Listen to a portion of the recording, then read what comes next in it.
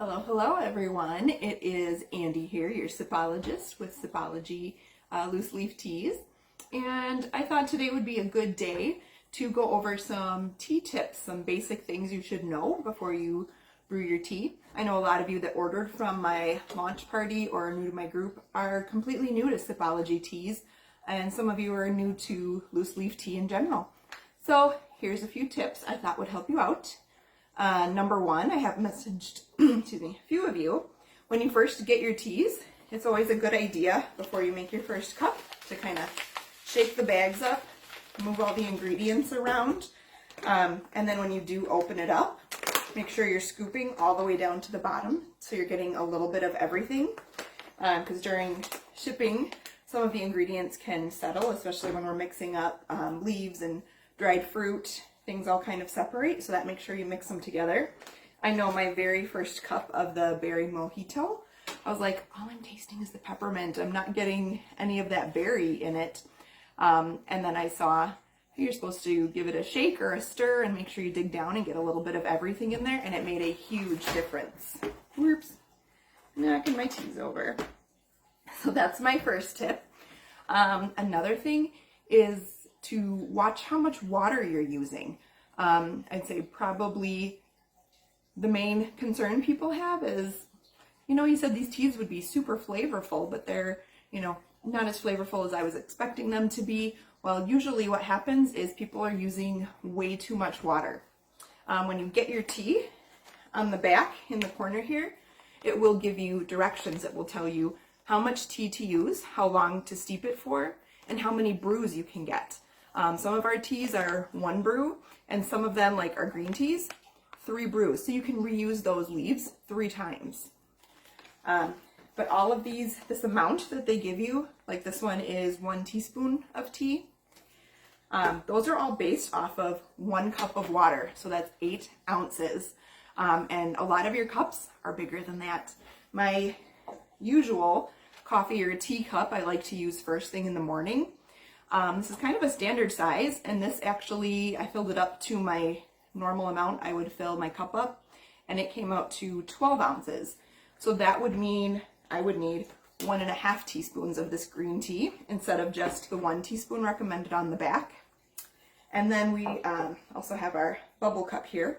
And if you're wondering how much liquid your cup holds, just fill up your cup with water to where you would normally fill it. Take a measuring cup and pour it in. And so this comes out to, say, about 14 ounces. So I would probably do 2 scoops of my tea, maybe like an even scoop or a little less on each scoop, just to make sure you're getting the right amount of flavor. Another thing with the water is the bubbly teas. These ones you really need to follow the directions to get the most out of it. So most of them will say you take 4 teaspoons of your tea and you put it in a 1/4 cup of hot water. You steep it for 10 minutes, give it a stir, and then add 3/4 of a cup of cold water. So again, you're ending up with only 1 cup, 8 ounces of water. So just make sure you're not putting in too much water. And if you do have a larger cup or you want more, make sure you're adding the right amount of tea. And if you still like your tea a little bit stronger, go ahead and add some more. Go ahead and put a heaping spoon. Just adjust it to your taste. Make your tea your own. And then if you're making iced tea as well, if you just brew the batch with the amount of water suggested, then you dump in a whole bunch of ice. When that ice melts, that's extra water that's going to water down your flavor. So make sure you're accounting for that. So maybe cut down the amount of hot water that you use and then put in either your cold water and your ice, or just put it over ice and let it melt. And then kind of like I was saying, don't be afraid to make your tea your own. There are so many things you can do with these teas, which is part of why I love loose leaf tea. Besides your traditional hot brew, you can do a cold brew. You can steep it in any liquid. You can do it in milk alternatives, almond milk, oat milk, soy milk, coconut milk. For cold options, you can steep it in lemonade. You can steep them in bubbly carbonated or seltzer water. You can steep them in wine. So pretty much any liquid you can drink, you can steep these teas in and add some amazing flavor. And then sweeteners too. We do have some sweet teas and some unsweet teas. Both of those, you can add sweetener to get to your liking. You can use stevia. I've been using stevia drops lately. They're very good, 0 calories. It just adds a little bit of sweetness, and a lot of the more unsweetened teas, it kind of brings out some more flavors.